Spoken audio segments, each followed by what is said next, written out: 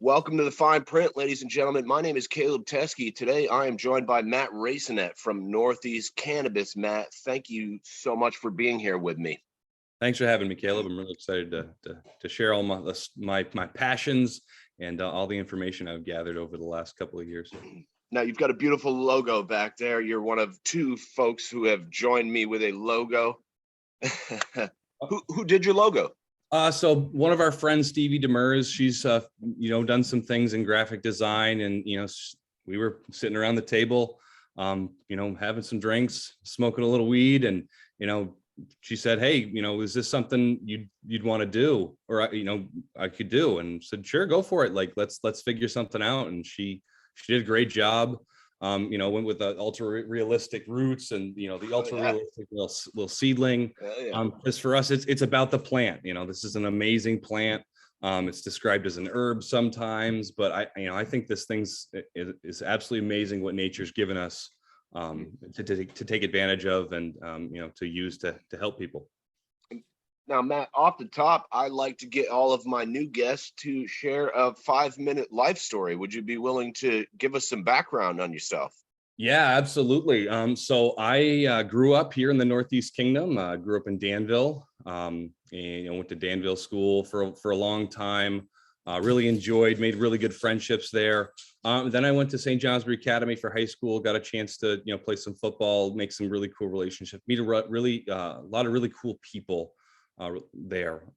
Decided college was for me. Went to college and actually studied math and teaching, and went to down to Springfield, Massachusetts for a little while. Came back up here to the Northeast Kingdom to finish out at Linden State College, now NVU, and then jumped right into teaching. Got a job teaching right out of college. Started a family really young.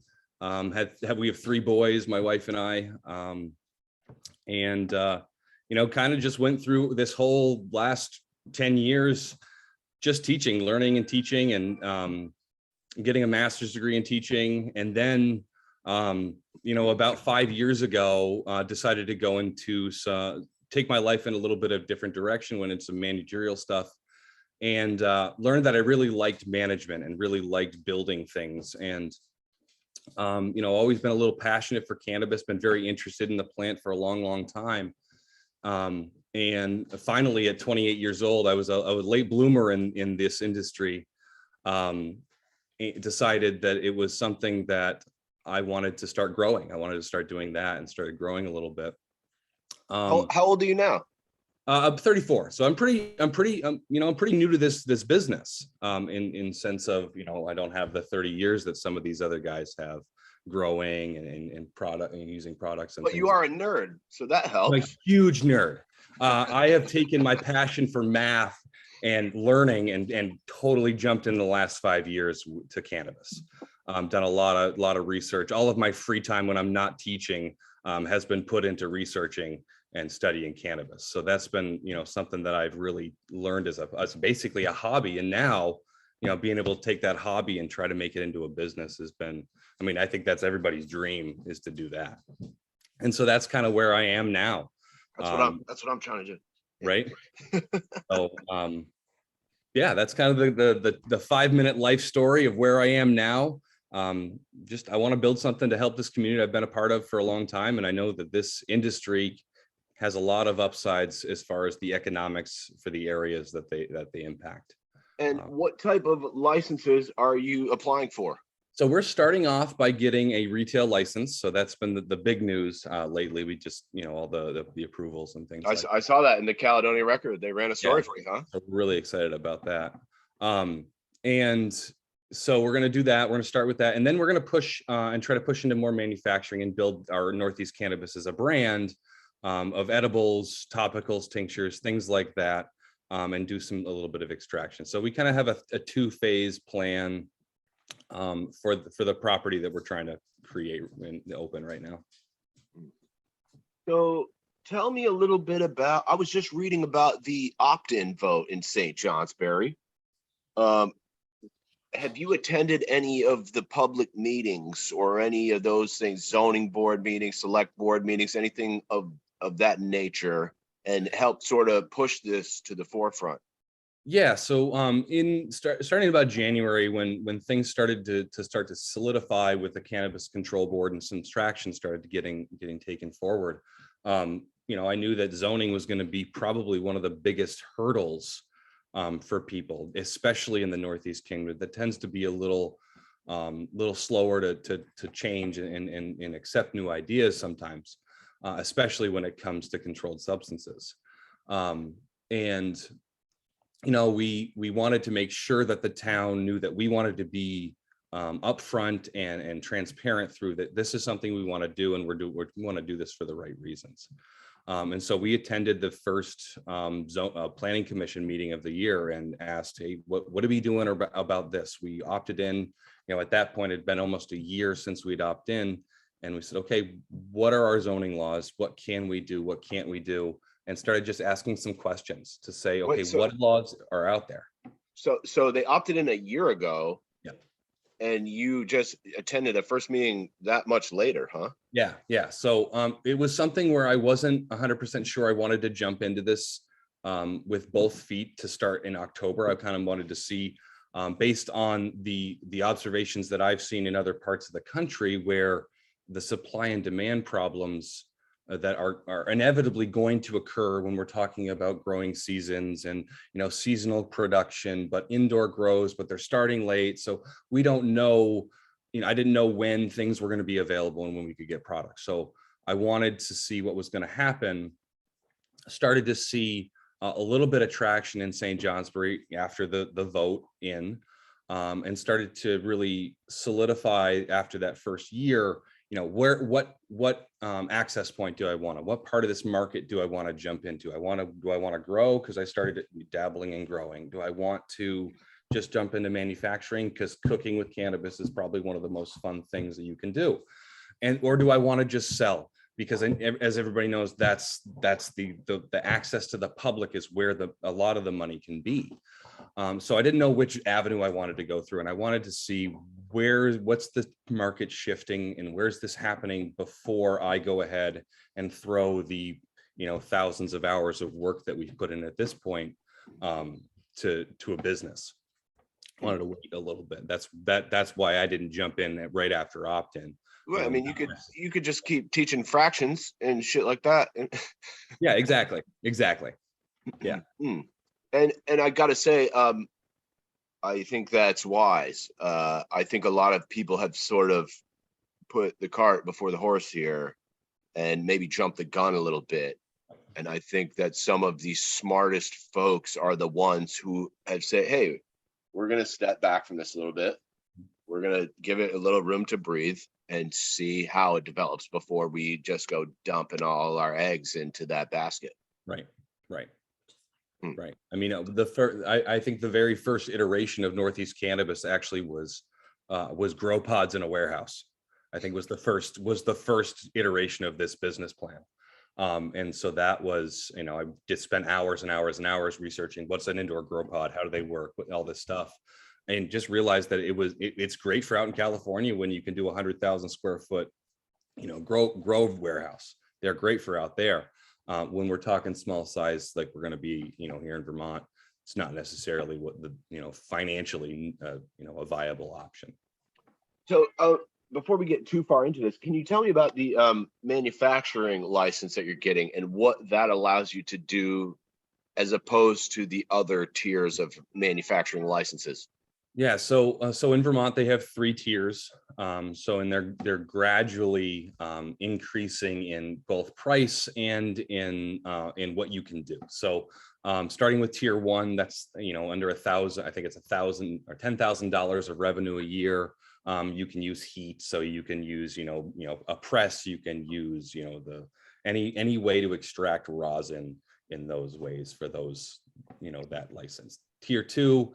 Same type of extraction process. The difference is that you can go over that $10,000 revenue stream. We're going for a tier 3 license, which allows you to do all of those, the dry ice and all those other extraction methods, but it also allows you to extract using ethanol or another solvent. And so we are going to actually try, and we're working with a company to try and, outfit a lab that's going to use supercritical CO2. And so it's not an easy process. It's a relatively easy process from the operator standpoint, but chemically it's a pretty complex process. But it's a very cool and a very efficient process. And it allows for a really clean, consistent product. Now, when you're outfitting a lab of that nature, I understand that some of the costs for this machinery is substantial. Yeah. Could you give us an idea of how much some of this machinery runs? Yeah. So I don't really know the full price right now because of the fluctuations with all Ballpark? the supply and demand. So ballpark, they gave me a pretty good price on just the winterizing part of the machine at $130,000. So and there's another section of that machine. So we're talking in the ballpark of between $300,000 to $400,000 in just machinery to create something like this. And that's not including the retail space and Not the retail space. That's just the machinery downstairs. So you've got the old furniture store in St. J. Is that correct? Yeah. Right next to the last standing video store on the planet. And that actually has since closed. I know, but the mattress place. They made it a long time. Yes, they did. The Video King did a great job. Sorry, I had to reminisce there for a second. Right? But it looks like a huge building you guys got there. It's about 7,000 square feet. Wow. Yeah. And so you're going to be able to do a retail dispensary and a manufacturing facility in the same building. Is that correct? So that's the attempt. So we have not we haven't met with the CCB or done any site plans or floor plans or anything like that yet. The advantage that we have over maybe some other places is it's really a full 2-level building. So there's multiple exits out of each floor. So by blocking off the connecting staircase, we don't violate any of those, American Disabilities Act. We don't violate any of those fire codes. So it's a very unique situation where we may be able to co-locate a vertically integrated business, which would be very helpful. And did you have to have the fire marshal come through to your place? Yeah. So, in the process of the zoning, going through the zoning boards, we called the fire marshal's office and got in contact with one of them. We had our, architect with us because we're going to need, structural drawings for the construction of the extraction lab. Who is the fire marshal? Let me just interrupt you for a second. Tim Angel is the fire marshal for this location. Okay. So somebody that I've known for a while, having lived here my whole life, and just being transparent. He's a former selectman here, so he had a really good idea of what was going to be allowed, what wasn't going to be allowed, and he was very. As long as I was communicative with him of what I wanted and what I was trying to do, at the end of the day, as long as we can work with these people, is the people, meaning these people, meaning, people doing their jobs and following the fire code. People. Right, exactly. We got to work with them. And, after working in education, it's about building relationships and building connections and networking, really. It's about networking. Well, they have to work with you too. Yeah, they do. And it's really working hand in hand with the officials. Even with the Cannabis Control Board. I know there's some people who are frustrated with the Cannabis Control Board right now. At the end of the day, in order for us to do our business above board, which is I think what everybody really wants to do, we got to be able to work with them. And I'm hoping, at least in my experience, they've been willing to work with me too, which has been really nice. Have you been close with them? How closely have you followed the legislation and the board meetings and things of that nature? I haven't been able to follow the board meetings a lot because of, still being in the classroom. But following the legislation, I was a little frustrated with the legislation not going through this last session. I'm hoping that gets worked on significantly, to talk about the 60% caps and all these. Yeah, let's dig into that for a minute because I want to talk to you about that. And I know that's a big one, but I mean, that's the reason why we haven't bought our machine yet. I mean, that's the product. One of the products that we're trying to create is a safe vape cartridge. We want it to be safe. I mean, I understand the wariness of people after, you know, what has happened with nicotine vapes and some of the oils that are created from those, you know, hurting people unintentionally. I solidly believe that it's unintentional. I don't think manufacturers shouldn't be actively trying to hurt their customers. I mean, that's just bad for their bottom lines anyway. even if you are selling addictive chemicals. Right. I mean, that killing your customers is not a good idea. Yeah, right. So I want this to be safe. And one of the reasons why we want to go towards the CO2 extractions is because it allows us to extract on a chemical level in the biomass. It allows us to really eliminate pesticides, herbicides, heavy metals, things like that from that process. So it creates an opportunity for us to give a really, really, really pure product. Now, you said you're working with a company in Pennsylvania that sort of developed this CO2 machine. It can separate hash oil from concentrated wax, or yeah. So it winterizes in line. So it's not doing anything that necessarily isn't done already. Most companies winterize with ethanol, and so they soak the cannabis. What do you mean by that? Winterize? So the example I would give you is when you're cooking bacon in your frying pan, and then you allow the bacon grease to cool. What happens is the lipids separate from your other oils, so you get that fat layer on top. That is what, you know, cannabis wax is. And so we can separate that wax in the winterization process into a wax vessel and a separate oil vessel. Yeah. It's pretty You cool. goddamn nerds. Yeah, right.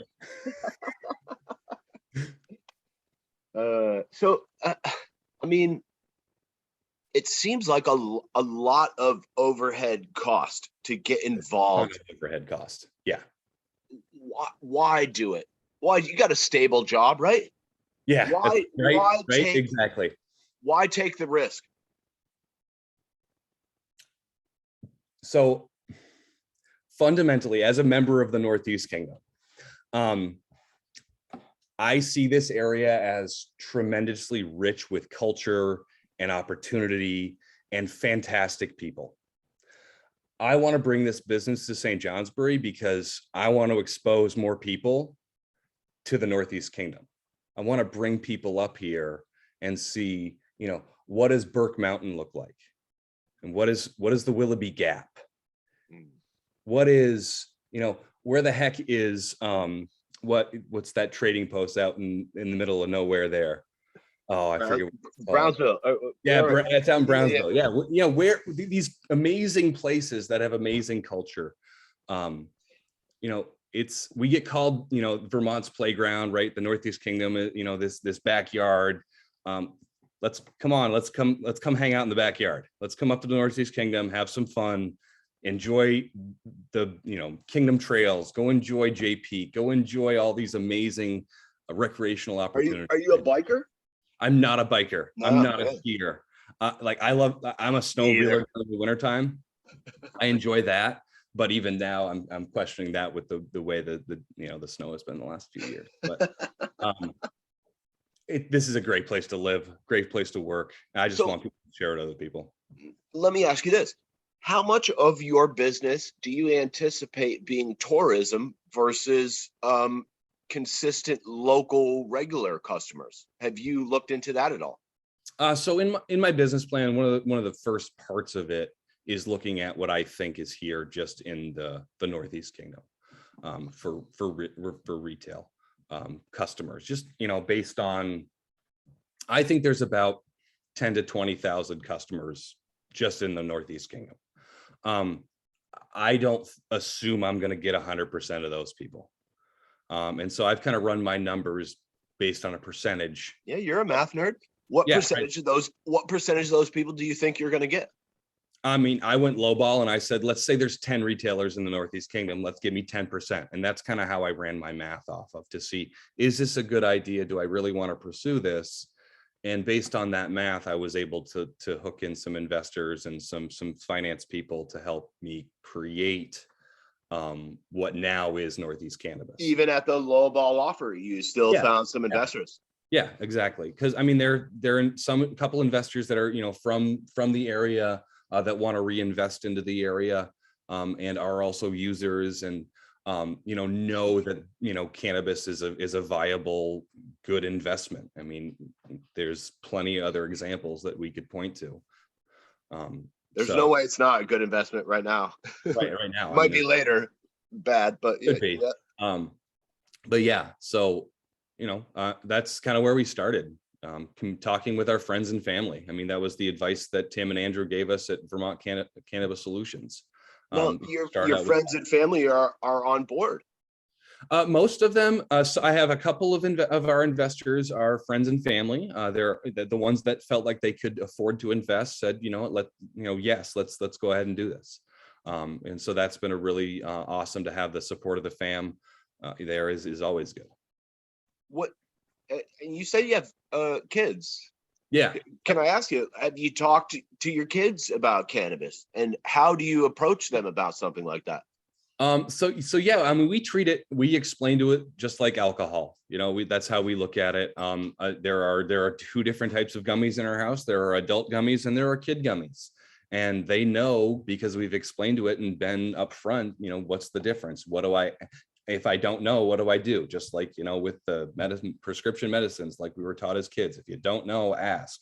Building that type of a open dialogue to change the culture of cannabis and have it treated just the same as we're treating other intoxicating compounds that are in our homes every single day. So you're going with honesty. Yeah, absolutely. Let's take the stigma away. You know, if we can remove the stigma from this plant, I mean, in the early 1900s, this plant was used as medicine everywhere. You know, and it was before that as well. Yeah, exactly. I mean, there's a lot of history. It's one of the things we want to actually feature in our store is a timeline of the history of cannabis, and kind of put in the good, bad, and the ugly of it to kind of, you know, give the mirror. Let's put a mirror up to society and say what have we done? How does this look? And, you know, to create not only a retail business but a social center too, kind of a thing. So we want to change the culture of cannabis. That's a really interesting idea, because, you know, we have a mountain called Smuggler's Notch, right, which was about smuggling illegal drugs. Mm-hmm. So right. Boy, I actually you got me there, Matt. Yep. I like it. And, you know, St. J always has a lot of those, you know, in the Welcome Center, they have all these historical maps and things like that. And I don't care about that personally, but I know that tourists love to come see it. Like, I've lived that, so I don't need to see it as much. Right. But like when other people come here, I think they really enjoy seeing things like that. Yeah. So actually, I'll give a plug for one business here in town that's got a little bit of a loose connection to us. So the History and Heritage Center here in Saint Johnsbury has a cart in it. And that cart was used to weigh products on the Fairbanks scales. That's one of the reasons why Saint Johnsbury exists. Fairbanks is amazing.